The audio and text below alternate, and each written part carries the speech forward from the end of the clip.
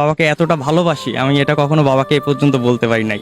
আর আমার জীবনের একটাই স্বপ্ন, আমি বাবাকে জড়াই ধরে যদি একবার বলতে পারতাম বাবা তোমাকে অনেক ভালোবাসি, তাহলে সব থেকে বেশি ভালো লাগতো। আমার বাবা আমাকে যেভাবে গাইড করেছে, আমি আমার বাবার চোখ দেখলেই খুব ভয় পাই। আসলে এইভাবে যে বলতে পারবো আমি কখনো সাহস হয় না আমার। অনেকবার চেষ্টা করছি, তারপরে আমার সাহস হয় না। বাবার প্রতি এত ভালোবাসা কেন? বাবার প্রতি ভালোবাসা এটা আমি বলতে পারবো না। কারণ অনেক মানুষ বলে, প্রতিটা ছেলে বলে যে আমার মার প্রতি আমার ভালোবাসা বেশি, কিন্তু আমার কাছে মানে সবার আগে আমার বাবা। আমার মাথার উপর একটা বট গাছ, সে না থাকলে আমি দুনিয়া কোনো কিছু চিন্তাই করতে পারি না। বাবার রাগ হয় এই যে আমি যখন বাসাতে যাই তখন আমি বাসায় অনেক দেরি করে ফিরি। অনেকদিন পর যখন ছুটিতে যাই, বন্ধু বান্ধব নিয়ে যখন আড্ডা দিই, তখন হচ্ছে আপনার বাসায় ফিরতে অনেক রাত হয়। তখন বাবার ওই জিনিসটা খুব অপছন্দ। বাবার ভালো লাগার বিষয় কোনটা?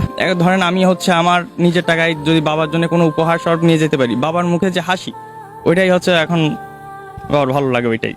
বাবা সব সময় কোন উপদেশটা বেশি করে? বাবা সব সময় আমাকে বলে যে তুমি হচ্ছে সবসময় সততার পথটা সবসময় অবলম্বন করবা। Honesty is the best policy. সবসময় নিজের থেকে নিজে ভালো দিকটা সবসময় প্রদর্শন করবা, আর হচ্ছে সবসময় মানুষের সাথে থাকার চেষ্টা করবা। মাকে তো আসলে অনেক কথাই বলা হয়নি।